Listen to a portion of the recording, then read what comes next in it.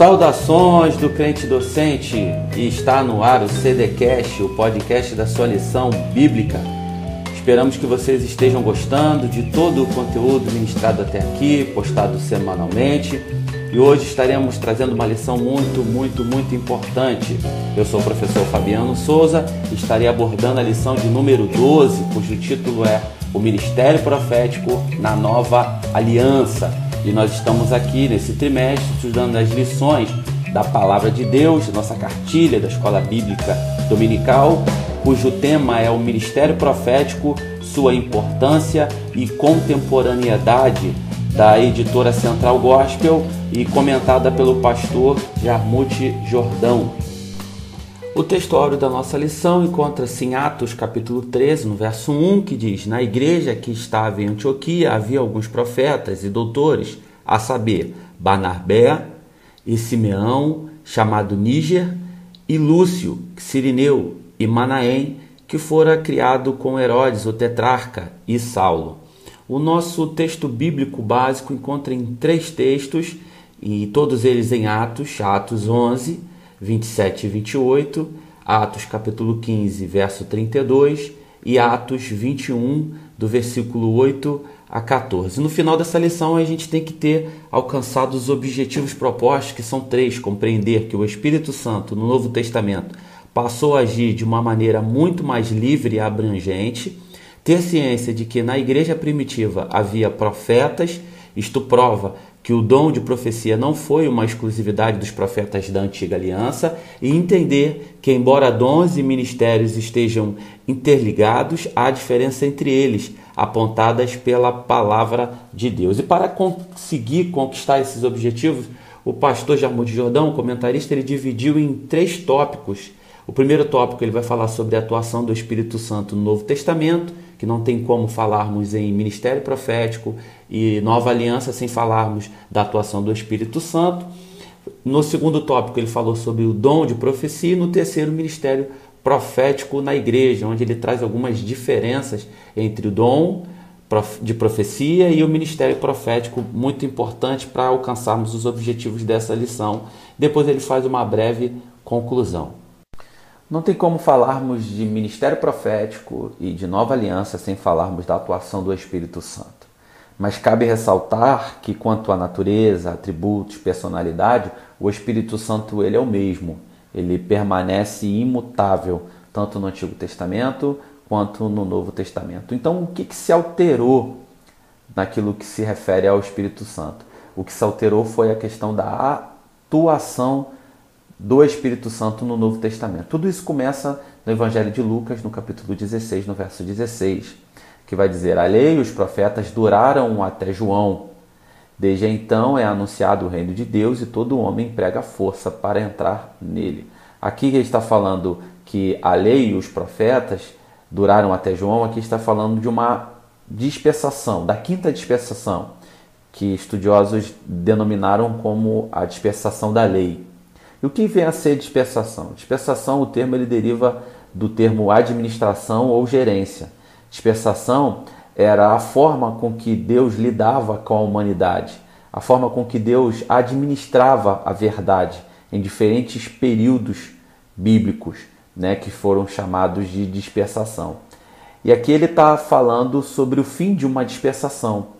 E no Evangelho de João, no capítulo 7, no verso 38 e 39, vai anunciar o início de uma nova dispensação.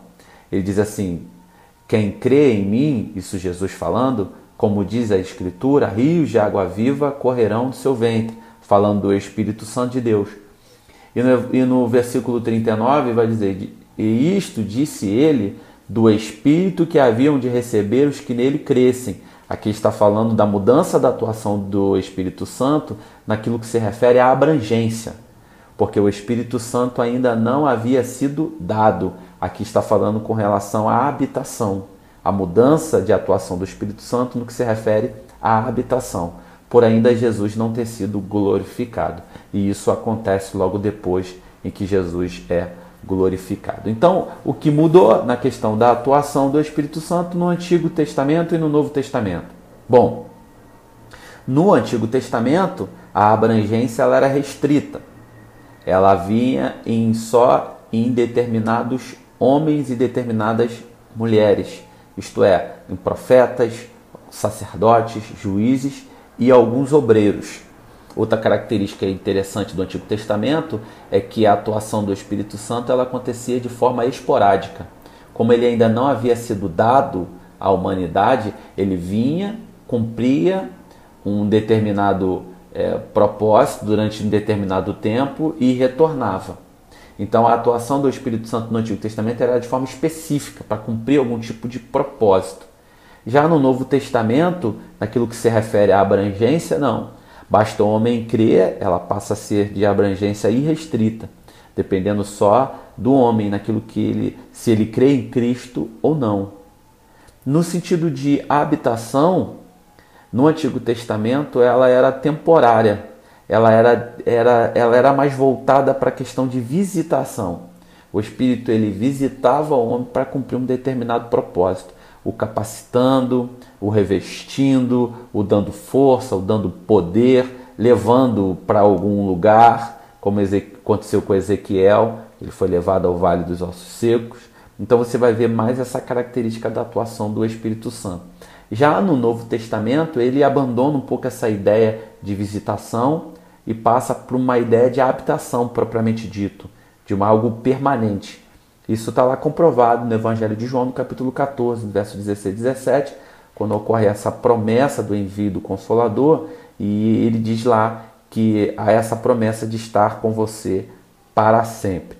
E também o apóstolo Paulo, quando escreve a primeira carta aos Coríntios, ele vai falar lá no capítulo 6, no verso 19, que nós somos templos do Espírito Santo de Deus. Então isso tudo ocorre depois da festa de Pentecostes, lá em Atos 2, a essa alteração naquilo que se refere à atuação do Espírito Santo. Outra coisa importante da gente observar é que no Antigo Testamento as pessoas recebiam porções do Espírito Santo. Tu vai ver lá em Números, capítulo 11, no verso 16 e 17, que Deus ele vai repartir a porção do Espírito que estava sobre a vida de Moisés, porque Moisés estava muito sobrecarregado. E também, segundo Reis, capítulo 2, verso 9, você vai ver Eliseu pedindo uma porção dobrada da unção que estava sobre Elias. Você não vai ver uma recomendação no Antigo Testamento de sermos cheios do Espírito Santo de Deus. Não havia essa concepção, não se imaginava isso no Antigo Testamento. Já no Novo Testamento, Efésios capítulo 5, no verso 18, o apóstolo Paulo vai dar essa recomendação: não se embriagueis, mas enchei-vos do Espírito. Isso é, no imperativo, enchei ontem, enchei hoje e enchei amanhã. Dá essa ideia de constância. Um outro detalhe importante que a gente não pode confundir, lá no livro do Êxodo, no capítulo 31, no verso 3, e também vai repetir a mesma menção no capítulo 35 do Êxodo, no verso 31, vai falar de Bezalel, filho de Uri, que as Sagradas Escrituras vai dizer que enchi do Espírito de Deus, de sabedoria, de entendimento, de ciência e de todo o labor, isso é, do trabalho manual. Aqui ele está falando da atuação do Espírito Santo capacitando Bezalel para fabricar os utensílios de prata e ouro para a construção do templo. Então você não vai ver de forma alguma a atuação do Espírito Santo de algo permanente. Aqui ele foi cheio para cumprir um determinado propósito específico. Então no Antigo Testamento não havia essa ideia de permanência do Espírito Santo de Deus. Ele só vinha para capacitar homens para um determinado propósito, né? E foi de forma esporádica e temporária. No tópico 2, o dom da profecia, está lá em 1 Coríntios capítulo 12 e 1 Coríntios capítulo 14, vai falar sobre isso, sobre o dom. Cabe a gente salientar aqui que no Novo Testamento não há o fim desse tipo de manifestação.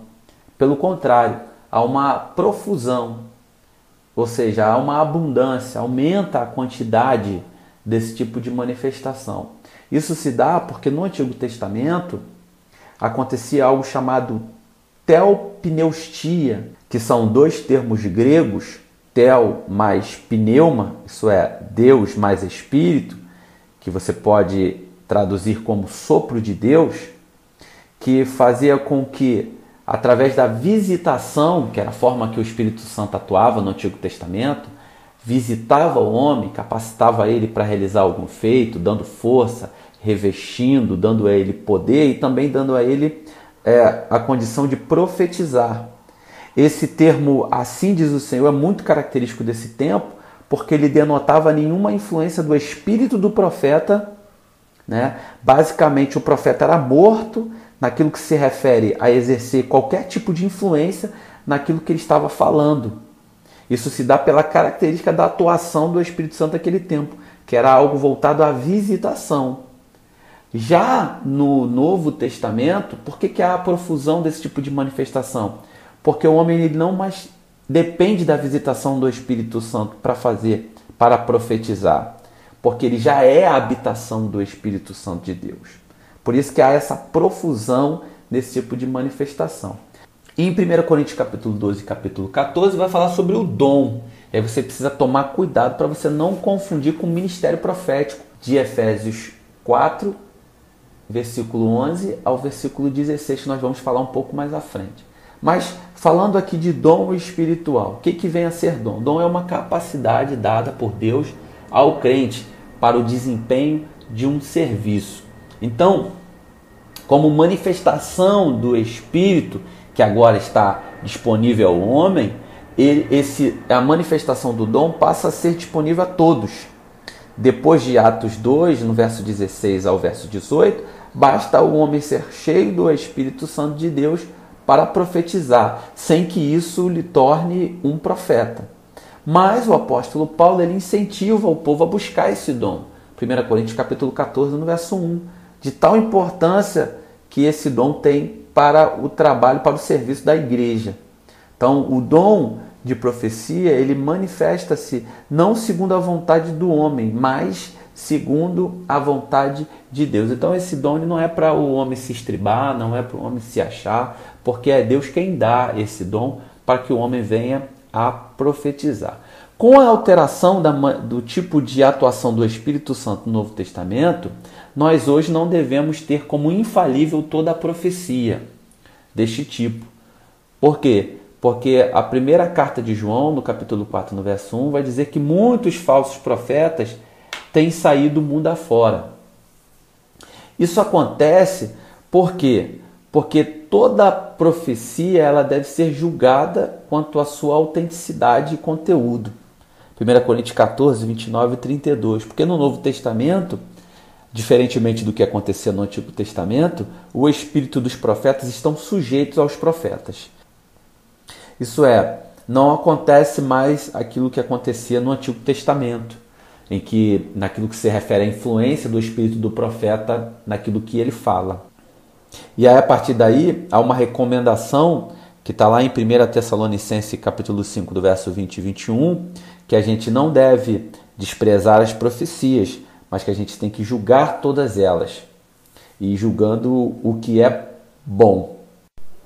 No tópico 3, o ministério profético na igreja, antes da gente entrar propriamente dito nesse ministério profético, que está lá em Efésios, no capítulo 4, do verso 11 até o verso 16, eu gostaria de usar uma tabela aqui, você pode fazer isso com seus alunos, para diferenciar, trazer algumas diferenças básicas entre o dom da profecia e o ministério profético. O dom da profecia, ele é dado ao homem pelas mãos de Deus. Está lá em 1 Coríntios, capítulo 14, no verso 1. Quanto ao ministério profético, o homem que é dado ao ministério. Efésios, capítulo 4, verso 11. O dom da profecia ele está disponível a todos, desde que seja cheio do Espírito Santo. Atos 2, do versículo 16 ao versículo 18.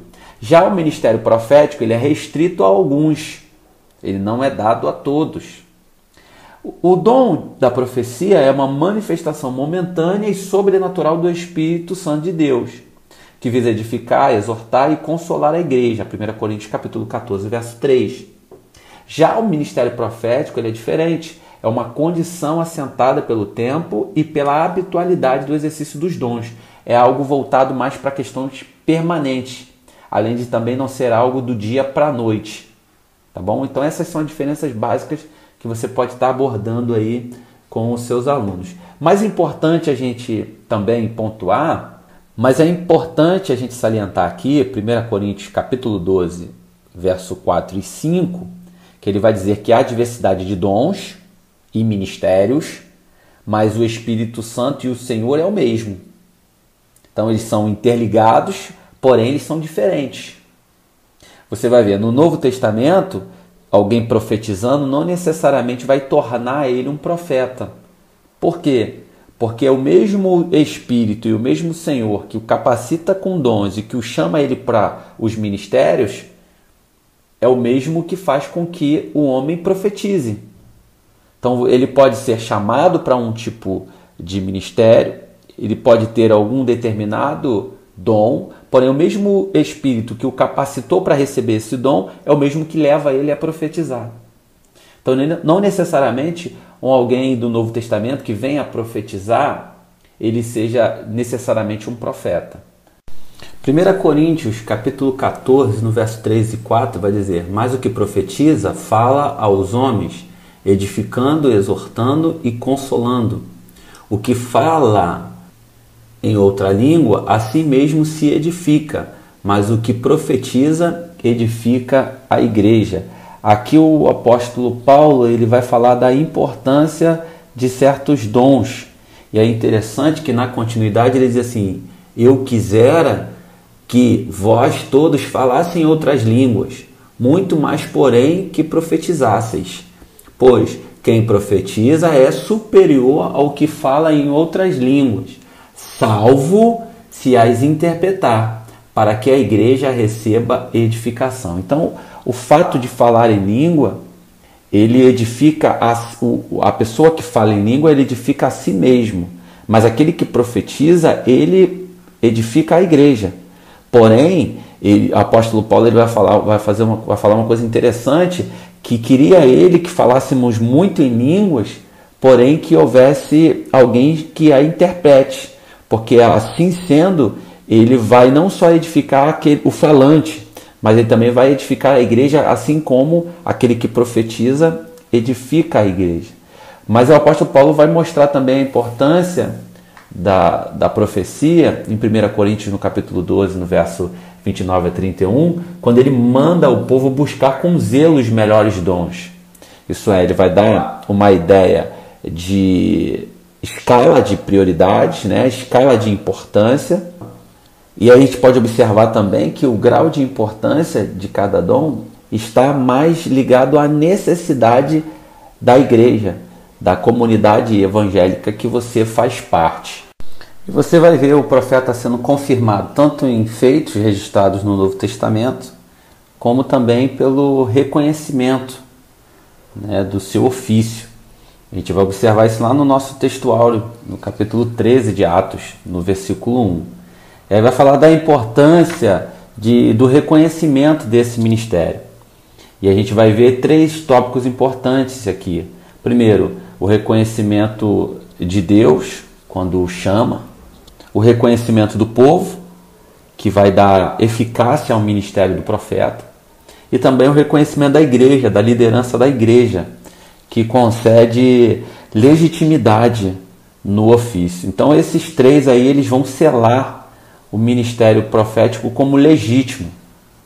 E o ministério profético ele vai surgir justamente nesse cenário, né, em que davam importância à profecia, da habitualidade desse ministério e também do reconhecimento necessário para ele. E a título de conclusão, 1 Tessalonicenses, capítulo 5, verso 20, não desprezei as profecias e também julgue-as. Né? O falso profeta ele não invalida a existência dos dias atuais da profecia. E para que nós venhamos a ter sucesso na nossa vida espiritual e para que a igreja alcance o desejável triunfo, nós temos que acreditar nos nossos profetas. E eu termino aqui o 2 Crônicas, capítulo 20, a parte final do versículo 20, que diz: crede no Senhor vosso Deus e estareis seguros, crede nos seus profetas e prosperareis. Espero que você tenha gostado dessa aula. Então compartilhe aí, seja um instrumento de bênção, curta aí e até a próxima. Muito obrigado. E que Deus abençoe você, Deus abençoe a tua casa e que Deus abençoe a sua família.